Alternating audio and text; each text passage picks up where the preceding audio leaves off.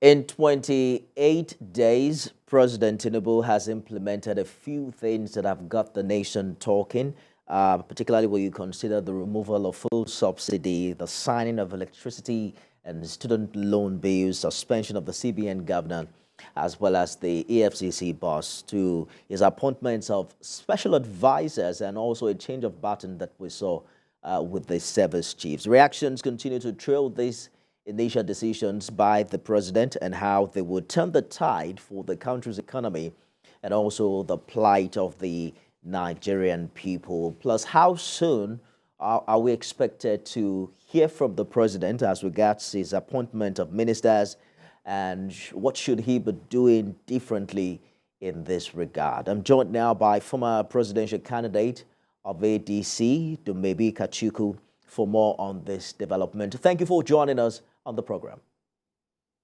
Thanks for having me.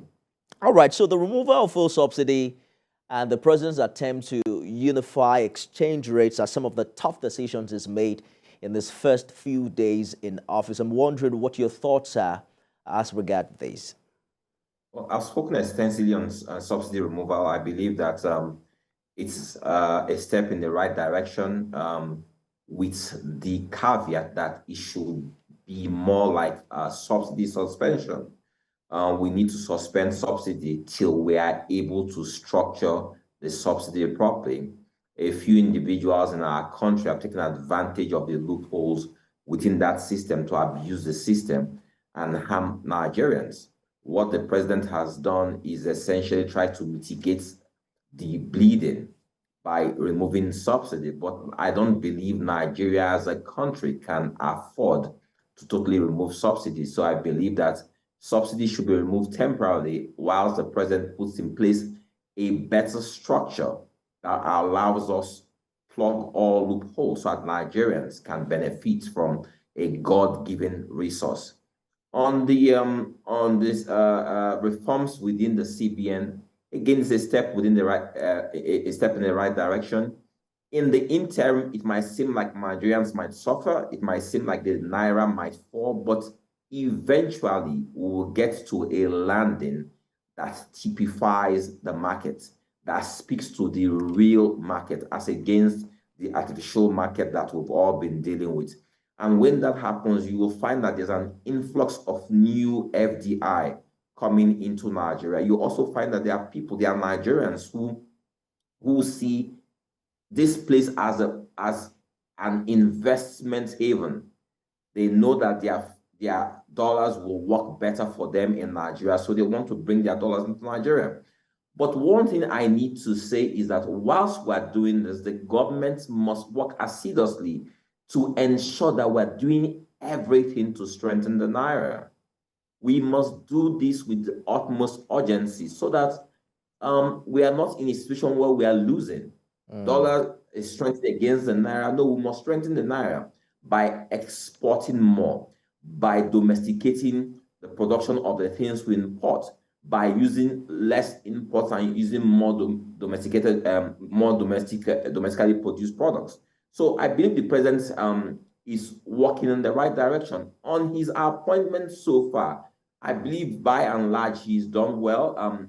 Obviously, the country is excited by the appointment of the NSA in the person of Nuhu Ribadu, knowing that antecedents, people believe that the fight against insecurity, the fight against corruption, the fight against insurgencies, and the fight against domestic terrorism and banditry will be fought with the vigor that it requires. So many Nigerians are excited about that appointment. Indeed. So and Nigerians are also counting on what they would do differently this time. But the president has also mandated the National Economic Council to come up with government intervention aftermath the removal of fuel subsidy. What are your expectations in this regard, and exactly what do you make of the time frame? Again, it's one of those things I didn't quite agree with. I felt like it was putting the cart before the horse in removing subsidy and then start discussing the palliatives. The palliatives should have been discussed before the removal of subsidy, but they have done that. We expect that this committee, the Economic Council, that they will do this in the shortest time possible, because the truth is that Nigerians are suffering. We see what's happening in the energy sector now, where the discos are trying to increase their tariffs. Nigerians can ill afford any such increase at this point. So the NEC must do everything within their power to ensure that broad-based palliatives are inputted into the economy as soon as possible. Nigeria can't afford any more delays in that happening. And whatever savings they are getting, as again sending this money to states who mismanage these resources, the federal government should come up with broad-based palliative schemes, social infrastructure that affects all Nigerians, so that Nigerians can feel the effects. And again, I say that what the president must focus on is ensuring that he reintroduces subsidy in the next 3 to 6 months after restructuring the scheme. I don't believe that Nigeria as a nation can afford to do without subsidy. I don't believe it's possible. We'll see how it plays out, because as we speak right now, it's not even captured, in the 2023 Appropriation Act. But his decision from the removal of fuel subsidy to, his monetary policy seemed to have enjoyed a sense of goodwill from cross-section of Nigerians. But I hear you say that he needs to do something quickly. Just how long more do you think he has to enjoy what seems an understanding from Nigerians? Well, our president is in what we call the honeymoon phase. So people will give him that leeway, that latitude, say, give him some time. But I tell you what will happen. At the end of this month, people will get their paychecks, and people will realize that by and large, their paychecks will do nothing for them. A week, 2 weeks after this paycheck, they'll realize that all their money is gone into transportation, into food. They realize that they have no money left at all. Then the effect of the subsidy removal will dawn on most Nigerians. And then that is when the grumbling will be at an all-time high. And that is when you might see that anything might lead to a conflagration in our society. So the government really doesn't have a lot of time on their hands. They must act very, very fast to ensure that something is done to mitigate the suffering of Nigerians, especially those at the bottom rung of the ladder. So unlike the former president who took 6 months to appoint his ministers, there's a law now that limits President Tinubu's decision to 2 months. And you recently did mention that he must urgently set up a government with competent people and avoid the temptation of flooding the new administration with political associates. So a politician yourself, and you understand that the president has the responsibility, according to the Constitution, of appointing a minister per state. But in addition to that, he also has a political responsibility. How easy is this decision for him, given the political considerations he must make? Well, it's very simple. For me, if I know I need to build a house, right? I know what I want from that house. I'll look for the best hands to build that house for me. If the Constitution restricts me to getting 1 mason per state, I'll look for the best mason from that state. Of course, I must consider political considerations, that those people are people who are within my party or affiliated to my party. But I will put Nigeria first before my party's interest, because Nigeria is hemorrhaging at all points. Nigeria is suffering. We are breaking at the seams. So this is not a time for him to appoint political bodies.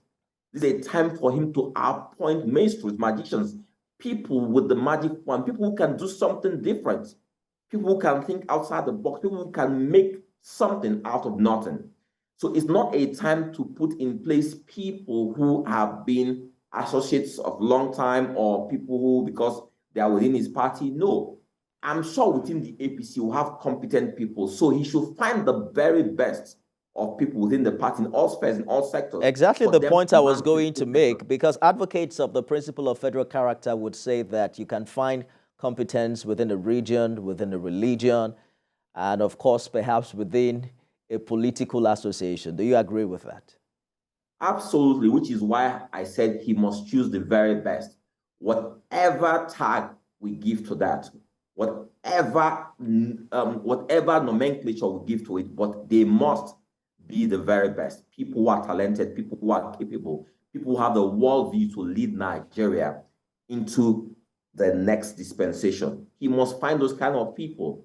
But the greatest challenge this president has is redefining our collective charter as Nigerians under the green, white, green of our flag. If you see what happened during and after the elections, you realize that we are not a united people. We are a people under a geopolitical region, but we are not really a people. We are not citizens of a country per se. Our president needs to be the father of modern Nigeria by redefining this charter that we all subscribe to, that brings into being, into birth, a new constitution that speaks to every single Nigerian. This is what this president can do to set a gold standard. Are you referring to the constitutional review that the Ninth Assembly kickstarted? Say that again? I said, are you referring to the constitutional review that the Ninth Assembly kickstarted? No, I am referring to the Sovereign National Conference we had in times past, to a new constitution, not review of certain sections of the constitution, right? But that did not work in the past. The National Confab of 2014, some would say, was an effort in futility. That's the point. So it should not be an effort in futility. It was a coming together of Nigerians from all walks of life. So we can't say it's an effort in futility. This president owes it to himself and to all Nigerians to stitch that document together so that it works for every one of us.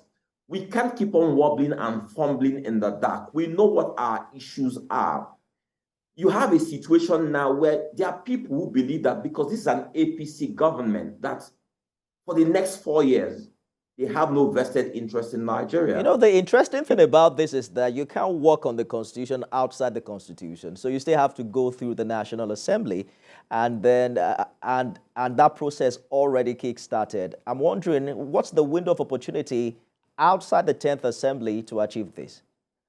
So the National Assembly can adopt the confab report, right? Because it's a parliament within a parliament. So it's up to them, the National Assembly, and it takes a political will. It takes a president pushing for this to happen in a very, very short time. It's all about understanding what Nigeria needs at this point. We know what our problems are. And if we keep on papering over our problems, we are going to come to a situation where Nigeria comes to a head, and we have no other choices before us at that point. So the president must do this immediately. It's not something he must start delaying. You're already seeing what's happening when you are seeing certain sections of the country talking about Nnamdi Kanu and what have you. You see people still agitating. You are seeing the issues in Southern Kaduna. You might not have noticed, but you see, since the elections, are you seeing the number of people who have been killed in the Northeast and the Northwest? You are seeing the happenings we're having in North Central, farmer header clashes on the increase. Indeed. Do you understand? So we have all these issues, and the president has a lot on his table. But a lot of these things will be solved with a constitution that reflects the hopes and aspirations of all Nigerians. All right, we have to go now, but you mentioned Nnamdi Kanu, and the president seems to be under enormous pressure, you know, to have him released outside the conditions of the court. We've heard the Anambra State governor saying he's ready to stand as surety for his release. How would you advise the president moving forward? Well, I'll say to the president, he should let the legal process take its course. Whatever the judges adjudicate, if they say release him, release him. Whatever they say, comply with the order of the court as against what the previous government did. Okay? Because we don't want a situation where those who are aggrieved also, there are those who believe that they are victims of Nnamdi Kanu or his associates, right? So it's important that the legal process takes its course. We must not be seen to have a political solution outside the legal process, so that it's in the best interest of Nnamdi Kanu and everyone for the judges to properly dispense of this matter. That's what's in the best interest of everyone. So if the judges say release him, like they said before, release him. If you want to appeal, you can appeal, right? But once they rule, obey their ruling. That's what I think is in the best interest of everyone. We'll see how it goes from here and what his decisions will be in the coming days. From our presidential candidate of the ADC, Dumebi Kachikwu, thank you so much for talking to us on the program this evening. Thanks for having me.